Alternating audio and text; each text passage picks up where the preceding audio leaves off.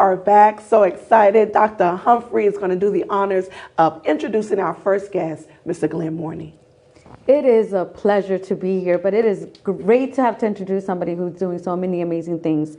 Mr. Glen Mourning is an author, educator, and motivational speaker. He was, in 2010, he was named the Student Teacher of the Year at the University of Bridgeport. He's an educator and a football coach. He is a language arts teacher. He has been featured in Ebony Magazine and People Magazine. It is a pleasure to introduce Mr. Glen Mourning. All right, Mr. Glen Mourning, my friend. Thank you all for having me here this morning. Absolutely. So excited to share a little bit more about myself with just a wonderful staff of educators themselves. Thank you so much. And Dr. Humphrey, she shared all of these wonderful things, but even still, there's more to Glen Mourning. Please share. Yeah, I would think the most important thing just to take away from any experience that I've even been a part of is just how much I care about learning, right? Like there are some things that I actually do in terms of writing and speaking, volunteering at church at times.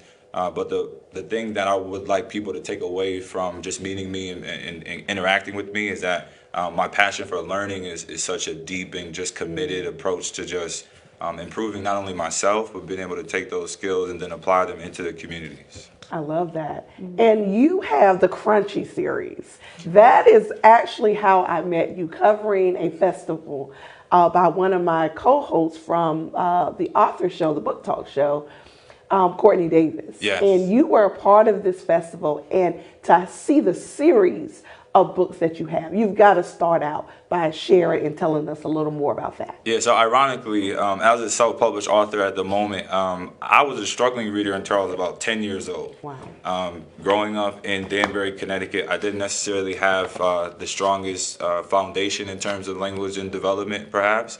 But fast forwarding all the way up until my late 20s, I was a language arts teacher in DC, and some of the boys were just kind of like, they didn't necessarily want to read as much as I had anticipated them being, on task in the classroom.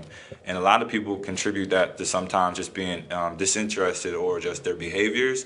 But really, I got to the bottom of it, and they just didn't necessarily see themselves in the literature that was presented in front of them. So I took some inventory. I had asked a few questions over the course of maybe a year or two, just to get kind of like a survey of what some of the boys, even the girls, would even care to read about.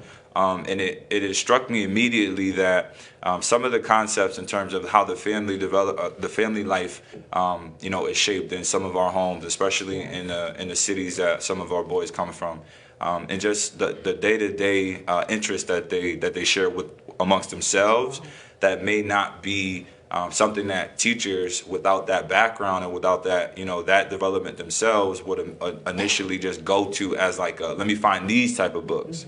So I searched around a little bit and I couldn't find anything. And then one day I was sitting on, at the time, my girlfriend's couch, and something just hit me. And for like weeks and weeks and weeks, I just typed.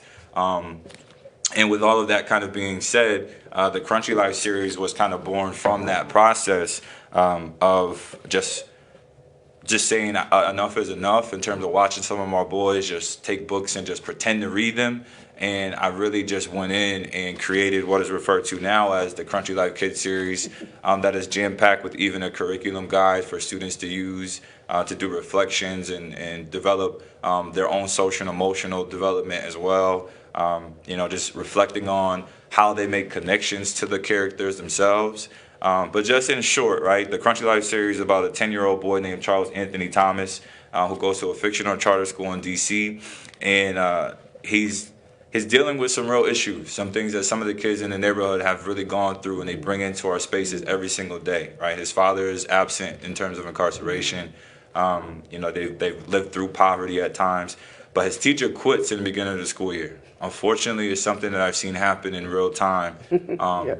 Even struggling with my own transition, leaving D.C. in January, going into Fairfax County, I've had this kind of this feeling that kids need you everywhere, but at the same time, you want to pour your heart out to them so that if you do have to transition, they understand that it's not personal, it's not about them, right? I love that. So Charles goes through the school year, and his teacher quits, but imagine like LeBron James and Michael Jordan taking over. And the teacher that replaces Mrs. Brown, his name is Tyrone Leroy. So they've got this superstar NFL teacher in the classroom, but Charles is still getting into these crunchy, hard to chew situations. And they're just embedded with even traditional fairy tales from the beginning to end.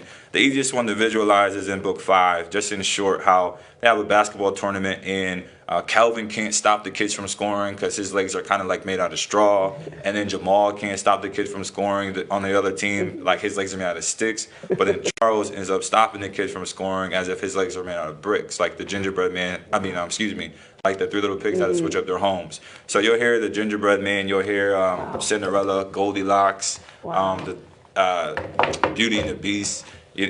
Every traditional fairy tale that has a universal message is told from a different perspective in the Crunchy Life series. Wow. Oh my goodness. I tell you, we started the show and we talked about the bios, and I can tell you I was so impressed with your bio and just to hear you speak. And I know you are doing some amazing things and touching the lives of especially young African-American boys. And interestingly, I'm writing an article about African-American authors. So tell us, how has it really impacted the students in your classroom and throughout the school and in the community? Because I know that it has a profound impact. Yeah, so, I mean, even this past week, I had visited Allentown, Pennsylvania for the past 2 days. I spoke to 3,500 middle schoolers. And I delivered 9 talks in 2 days, and I was exhausted by the end of it. But just to see kids that necessarily not even just kids of color, but in general, just children that need positive, inspirational adults in general. There were moments where boys and some of the young ladies had come up to me and just poured out their own emotions and just said, I never even realized that somebody that looked like me could even be in that position. It's not a falsehood that there is a very limited amount of black male teachers in elementary ed, even going up into the middle school. And one thing that I kind of speak to my wife occasionally about is just representation in general. Yes.